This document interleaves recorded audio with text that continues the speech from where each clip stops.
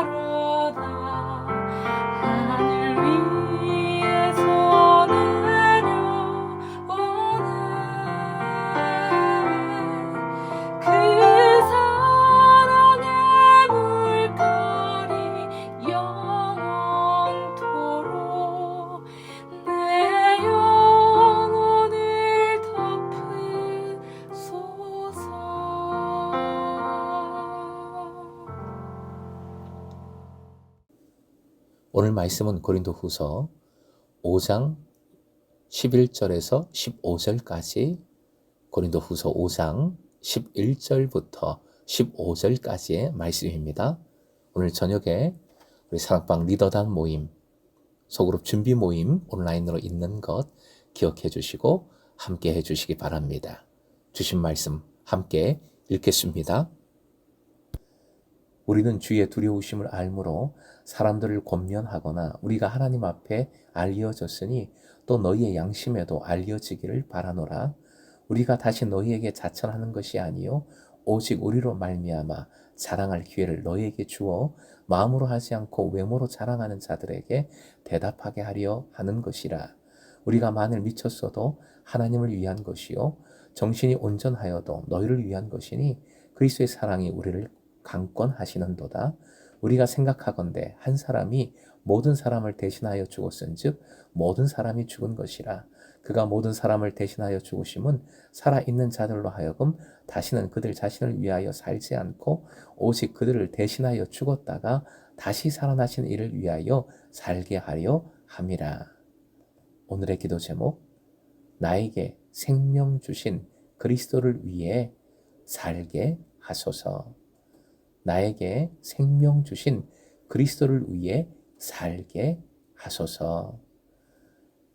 바울 사도는 부활을 준비하는 삶에 대하여 역설을 한 후에 다시 그의 사도직에 대한 변호라는 주제로 돌아옵니다.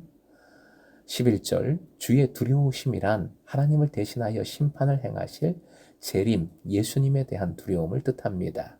이 마지막 때를 준비하는 삶을 살아야 한다는 것이지요. 바울 사도는 이것을 알기에 사람들을 설득시켜서 마지막 때의 심판에서 구원을 얻도록 복음의 사명을 감당하고 있는 것입니다.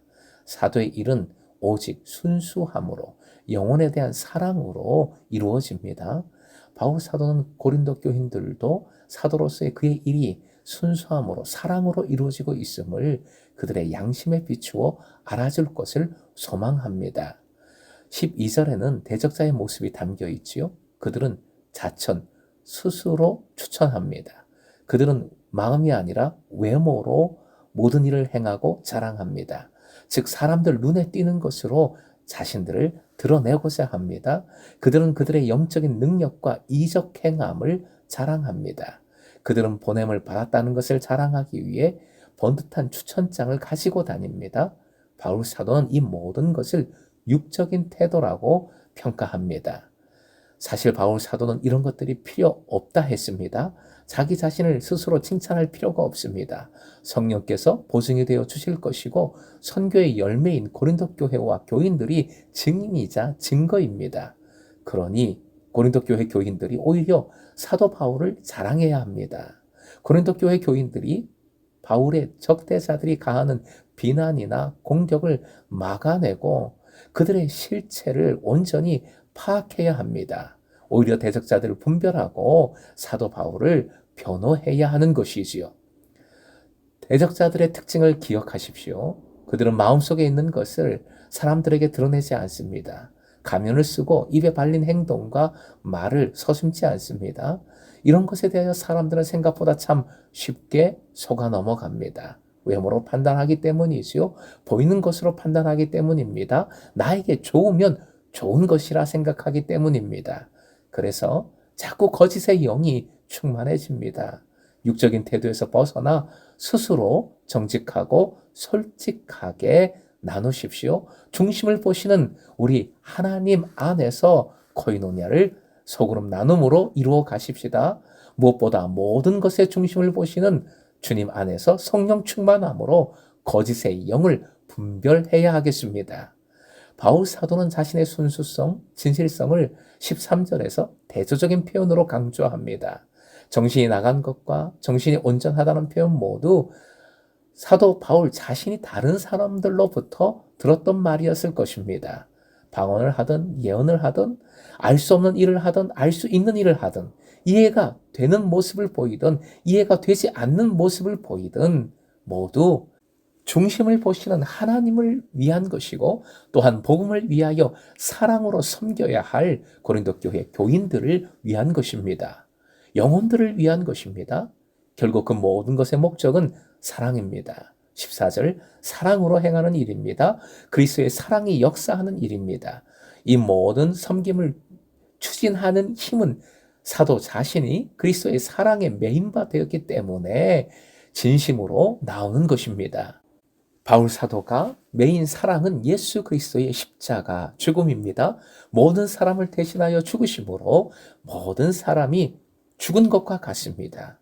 그러므로 15절 이제 살아가는 모든 사람은 예수를 위하여 살아야 합니다. 새 생명, 그리스도의 옷을 입은 삶으로 살아야 합니다. 아담 이래로 그리스도가 오시기 전까지 사람들은 모두 자기 자신을 위해 살았습니다. 자신을 위한 삶, 자기 자신과 자신의 가족만을 위한 삶은 하나님으로부터 멀어지게 하고 죄에 빠지는 결과를 낳았습니다. 그 결과는 죽음일 뿐입니다. 이제 그리스도께서는 십자가와 부활로 이러한 인류의 역사에 종지부를 찍으신 것입니다. 그리스도는 죄가 없이 죽으심으로 죄된 인간의 미래에 가능성을 활짝 열어놓으셨습니다.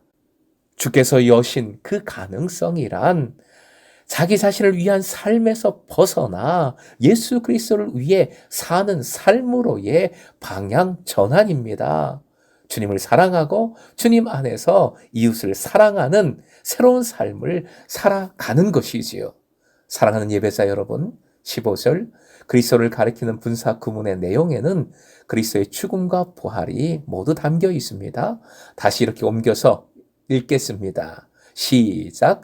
그들을 위하여 죽으셨다가 다시 사신 그분.